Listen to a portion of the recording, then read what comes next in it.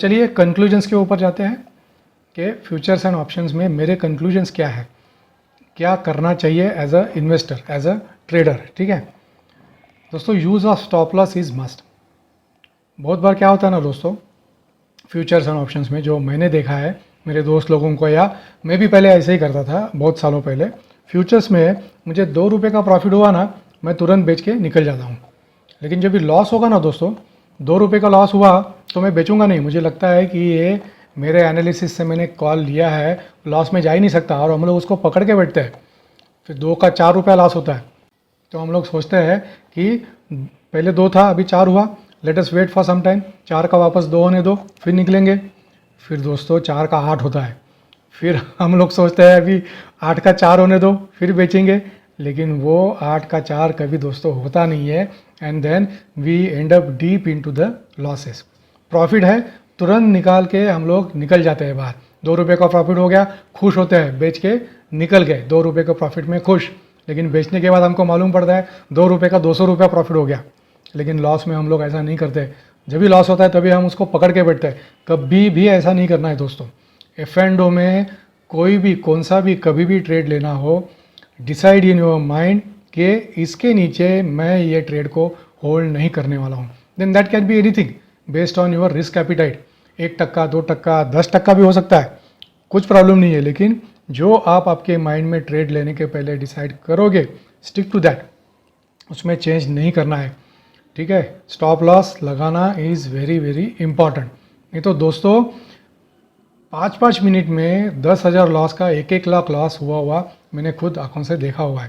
तो इसीलिए stop loss लगाना इज़ मस्ट। दूसरी चीज़ दोस्तों, if price movement is not favourable, close the contract, close the trade quickly.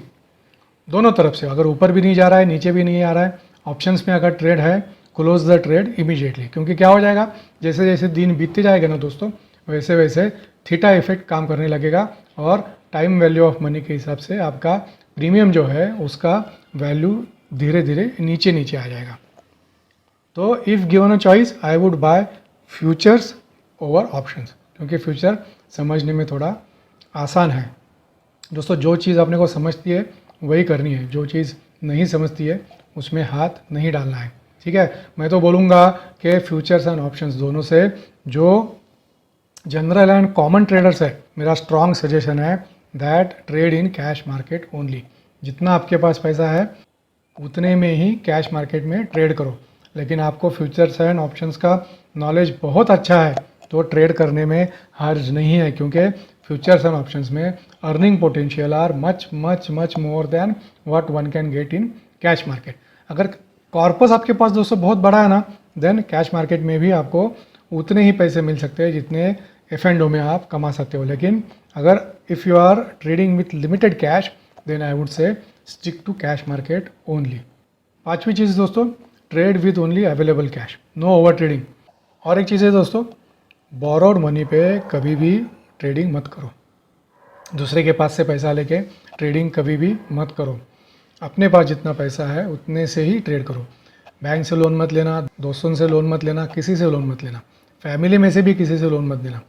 क्योंकि ये शेयर मार्केट दोस्तों ऐसा है कि उसमें लाख के 12,000 कभी भी हो सकते हैं। 12,000 के लाख बनने में टाइम लगता है, लेकिन लाख के 12,000 बनने में टाइम नहीं लगता है।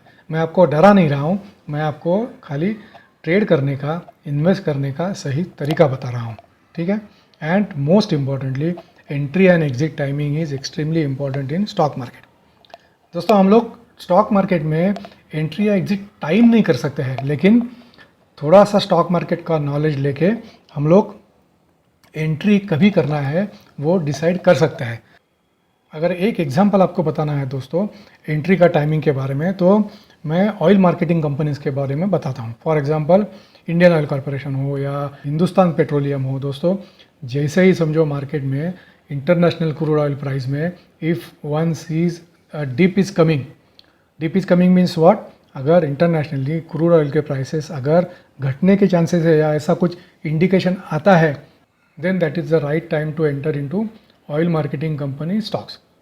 ठीक है दोस्तों, और एक एग्जांपल देता हूँ। समझो कॉटन की जो प्राइसेस है, कॉटन मतलब कपास, उसमें if one sees a substantial reduction, then that is the time to buy textile stocks. That means जो रेडीमेड गारमेंट्स बनाते हैं, मोंटे कार्लो हो, हिम्मत सिंह का हो, डॉलर हो, रूपा एंड कंपनी हो, तो अपना एंट्री ऐसा प्लान करना चाहिए कि 15 दिन 20 दिन बाद उसका इफेक्ट मार्केट में वो शेयर प्राइसेस पे आएगा।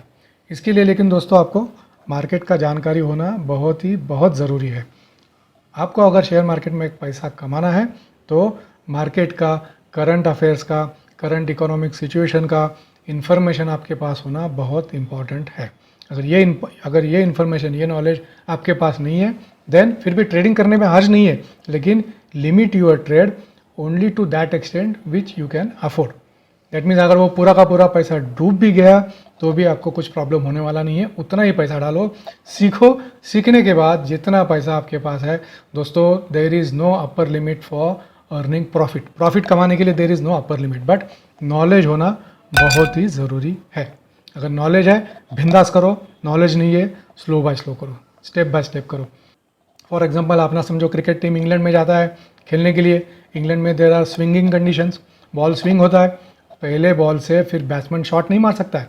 पहले 5 ओवर 10 ओवर उसको स्लो खेलना पड़ता है। यॉर्कर आएगा उसको प्लेड करना पड़ता है, बाउंसर आएगा उसको डक करना पड़ता है। वैसे ही स्टॉक मार्केट में डिपेंडिंग ऑन द सिचुएशन हम लोगों को अपने ट्रेड्स सोच समझ के लेने चाहिए। बहुत बार ऐसा लगता है, मुझे भी लगता है कि अभी मुझे मार्केट सब समझ में आ गया, लेकिन दोस्तों आपको वो 2 और 2 5 का गाना मालूम है? एक पिक्चर था, हिंदी पिक्चर 2 और 2 5, उसमें गाना है, देखो मालूम है आपको वो गाना?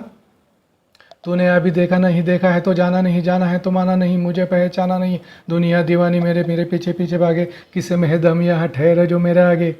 ऐसा दोस्तों स्टॉक मार्केट है। हमको लगता है स्टॉक मार्केट हमको समझ में आ गया, 1-2 ट्रेड में पैसा मिलता है, लेकिन बाद में पैसा जाता भी है। तो it is very important to book profit, to exit timely and also to enter into stock market timely. दोस्तों इंग्लिश में एक कहावत है, rupee saved is rupee earned.